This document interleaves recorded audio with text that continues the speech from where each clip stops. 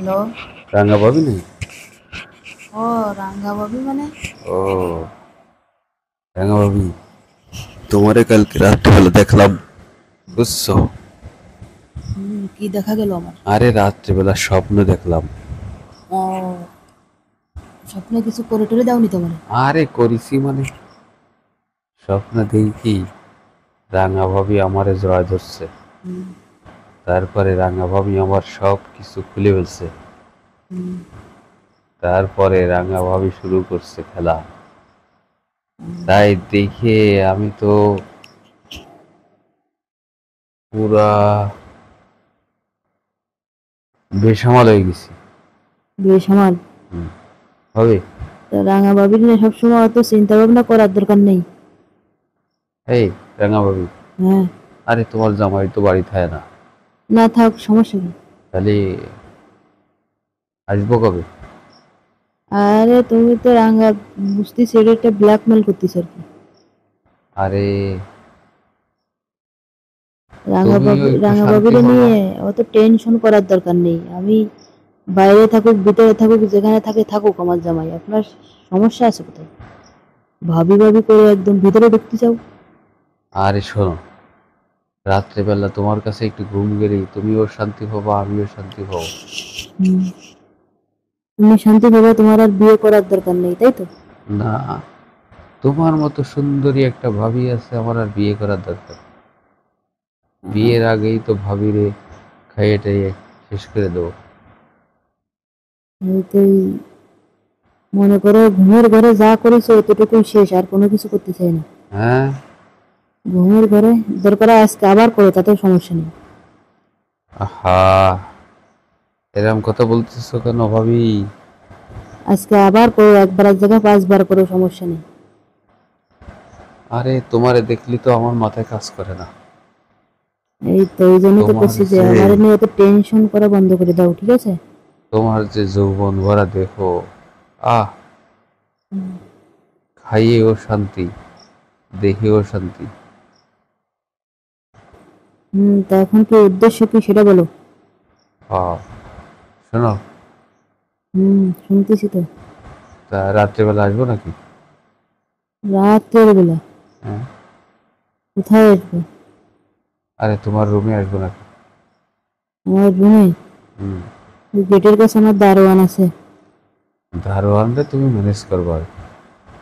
দারোয়ানটা আমি ম্যানেজ করবো? হুম। দারোয়ানটা ম্যানেজ করতে গেলে আগে ফোন দেবে না বিদেশে? হ্যাঁ। বিদেশে ফোন দেবে না আগে? বিদেশে? হ্যাঁ। আরে না, তুমি ম্যানেজ করবো। ম্যানেজ ট্যানেজে কোনো কাজ হবে না। তাহলে একটা কাজ করি, রাঙাভাবে একটা কাজ করি, বুঝছো? হুম। এটা হচ্ছে দিনের বেলা তোমার বাসায় যেয়ে থেকে যাবো, আর আসবো না। তাহলে দিনের তারপর বেলা এসে থেকে যাবো আর আসবে না? না, ঝামেলা নেই। ও, মানে এই আমার টাকা পয়সা দেখছে না, হ্যাঁ। আমার সাথে একটু হাত টাত করে হ্যাঁ। এবার আমার টাকা পয়সা আত্মসাৎ করার জন্য, তাই তো? আরে না না, তোমার সমস্যা নেই, টাকা, যদি চাকরি লাগে আমি সমস্যা নেই, টাকা 2-3 লাখ টাকা দিব, চাকরি করে তোমার দেখো। টাকা পয়সার দরকার নেই আমার, আমার শুধু তোমারে দরকার। আমারও দরকার। হুম। তোমারে ফালি হইছে, আর কিছু লাগবে না। তখন আস্তে আস্তে টাকা পয়সা লাগবে না, তাই? হুম। মানে গাছের গোড়াও খাবে আগাও খাবে দুটোটা? তোমারে খাইতে পারলি হইছে, আমার আর টাকা পয়সা লাগবে না। ঠিক আছে। তা কালকে দিনের বেলা কিভাবে আসবা, কি বলে আসবা? এখন কবে আসবো তাই বলো।